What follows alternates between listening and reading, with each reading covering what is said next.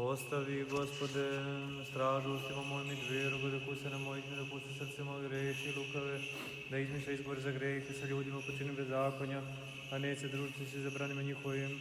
Pokarat će me pravdnih sa milošću, izobličit će mulje grešnika da namasti glavu moju, jer i molitva moja protiv volje njihove, rasupe se niz kamenje moćnice njihovi, i čuće reči moje kao ugodne.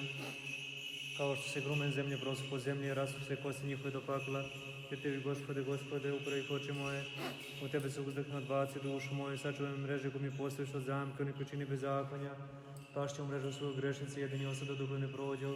Glas moj zavapi kao Gospodu, glas moj kao Gospodu se pomoli, izliđu pred njim molitvu moju, žalost moju pred njim objavit ću.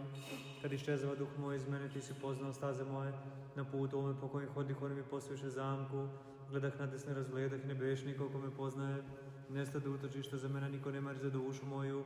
Vikak Tebi, Gospodi, rekao Ti si nada moja, udao se moj na ženi živi. Poslušaj molitvu moju, jer se ponizih veoma,